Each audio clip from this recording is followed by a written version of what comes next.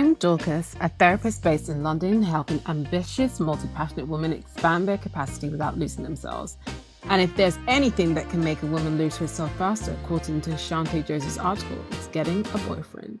So today we are going to get into why having a boyfriend is suddenly giving embarrassing. This piece is having a boyfriend embarrassing now.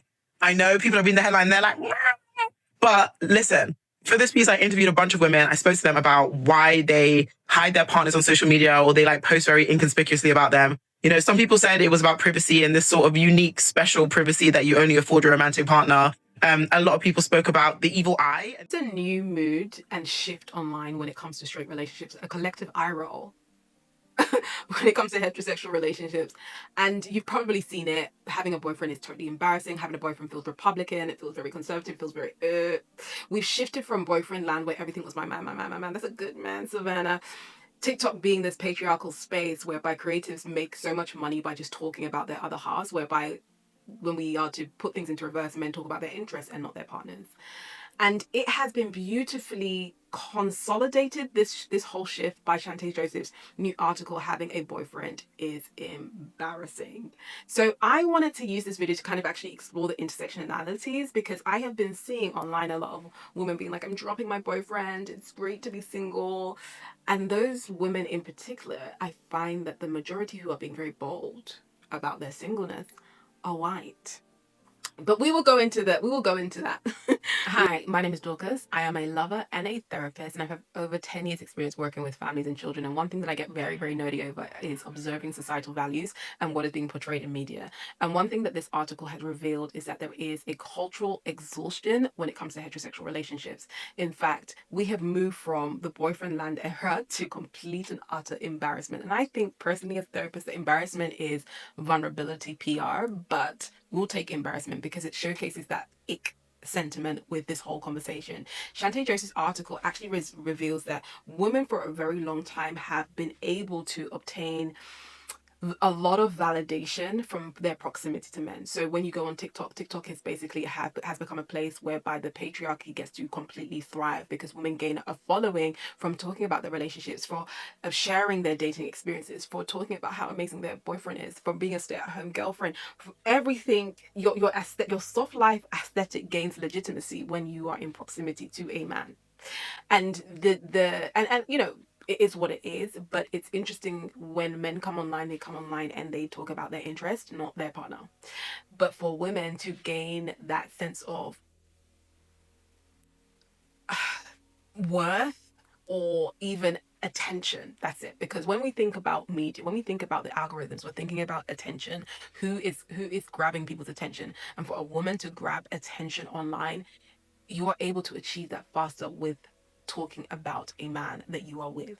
Now, even if you're looking at it from the engagement to influencer pipeline, we see in the series, we see a woman go from a regular schmegler girl next door who used to do her little cute fashionista fashion outfits and outfits of the OOTDs, till she gets engaged and she starts a series and her account just completely blows from the engagement through to wedding planning, through to now she's doing relationship content with her partner.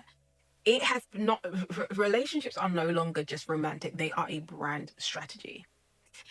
Now we're seeing this complete shift, which Chanté Joseph describes as the backlash. Like the moment you even do anything boyfriend-ish, you're just going on mute. It's too much now.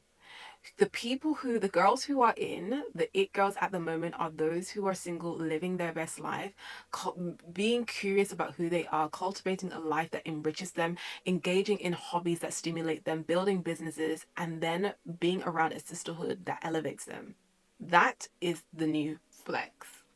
And I it was so noticeable from when the Tracy Ellis Ross, her solo traveling series came out, and how it gained so much attention, because she is a woman who is in her 50s and she is living this very full, audacious, bold and fulfilling life outside of partnership. And that makes you more interesting because you're not following the social norms that many people have been able to receive and applaud for just by following the status quo.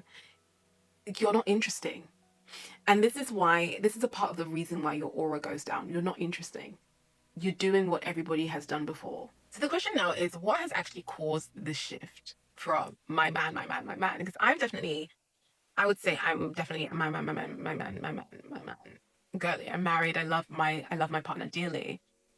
I have my reasons for why I have minimized putting my partner out there, but I will go into that later on into the video. But I think because of platforms like TikTok, which push a lot of vulnerability and there's been a lot of oversharing, people are getting inside knowledge into the tragedy of heterosexual relationships.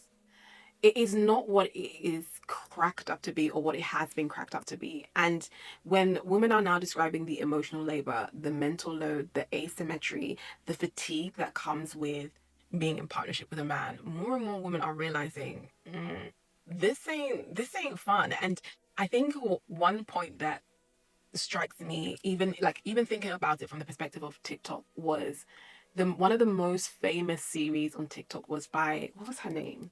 Risa Tisa. She had that 50-part series on Who the Did I Marry?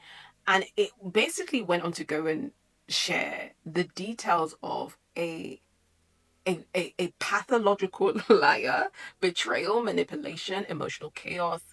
Her story provided us, and many stories have been providing a lot of women with cautionary tales about the real of actually being in partnership at the moment or dating and how disappointing it can be at times. It just doesn't offer you the satisfaction that many of our ideals around relationships have been. Like it's it's utterly disappointing but yet inescapable, because a lot of women, still heterosexual women, still want to be partnered, still want to engage with motherhood with somebody who loves them and loves their child. And having to go on a plethora of dates with men who just do not have the emotional intelligence, the capacity for a relationship, to even the frank honesty to tell them where they're really at, and just the ghosting situation. It's not that women hate men, it's that they're just tired of the relational patterns and the fatigue of having your hopes lifted so high only to be constantly disappointed. And then when you observe the kind of growth that you experience in your life when you're single in comparison to when you are partnered in a relationship, you just think, moving on swiftly. Boyfriends are out of style until they start acting right, essentially. There comes a point whereby a woman journeys on the path of trying to find love, trying to build the life of family and partnership, to engage with motherhood with somebody that loves them and would be an amazing father. But the relational work that comes with teaching a man how to be vulnerable, how to access his feelings, how to treat you with care and tenderness, the journey of even the process of even trying to educate them on communication skills and how to handle conflict. There comes a point whereby when you're doing this back to back to back, you're just tired. You are just tired. And it's not just online cynicism, it's sociological. Women have been trained for emotional reciprocity in their relationships. We do it so well. We hold our friends to account to some extent. You know, we understand what it is to do life intently with another. So when you are having to now manage somebody's feelings, teach them about their feelings, teach them, it's just like, and it's not just, oh, this person's got one bad boyfriend. It seems to be a structure set up whereby women have been taught some social norms, men have been taught a separate set of social norms, and we're not coming together. They're just not coming together. Women are taught to care and nurture and to love hard and to love longer and to settle sooner. And men are taught to be ambitious and to go out there and to get what they want and so when it comes to relationships, we're not meeting each other. We're not meeting each other. So here's where I felt, as a therapist, I really wanted to expand Chanté Joseph's argument around having a boyfriend being embarrassing, because heterofatalism isn't experienced equally. We have to explore the intersectionalities when it comes to race, when it comes to class, when it comes to age. And I have noticed, this is just my observation, a lot of women of color haven't been as bold in coming out and being like, oh, we're dropping our boyfriends, we're gonna be single.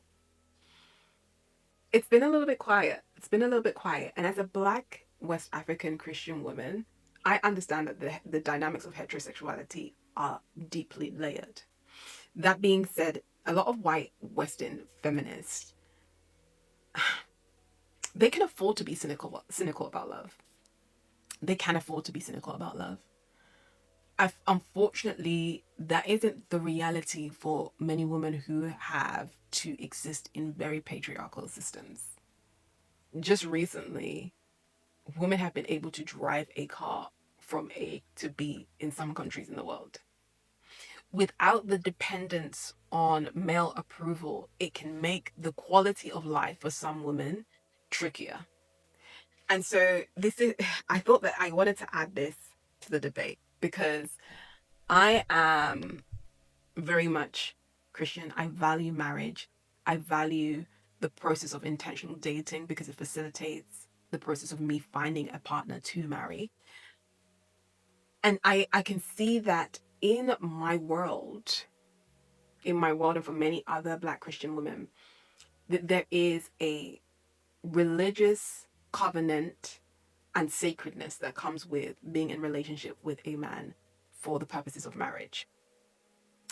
So heterosexuality is not just a choice, it's actually a moral and spiritual / social expectation. Many women, marriage isn't just optics or clout, it's a symbolism of their connectivity with God and his timing. So while Western feminism can actually be quite cynical about love, many other cultures and societies and religious cohorts perceive love and relationships to be a marker of divine favor, discernment, God's intentional plan. It's also spiritual capital. So you will find that some people can't, even though they may be slightly embarrassed is, or the sacrifices that come with the process of some level of embarrassment are deemed virtuous. So in some worlds, being in a loving relationship isn't embarrassing or cringe. It's actually and posting about your relationship and the journey that you and your partner have been on isn't cringe. It's actually a flex, but a spiritual one. We've gone on this spiritual path together and we've come in unity and we're building for God's kingdom. There is this, and even if they decide not to be public about it for God's glory, because his glory must be displayed, even if they decide to not be public and protect it, they're not just showcasing his silhouette because they think it's embarrassing. They're protecting the sacredness of the union. So there's all these layers to the conversation. But overall, Chante Joseph captures it very, very well. What I deeply loved about the article was that glory be to God, being single is not a crime. You will not receive a trophy from the rest of society, from other women, just because you are in a relationship and just because you are partnered.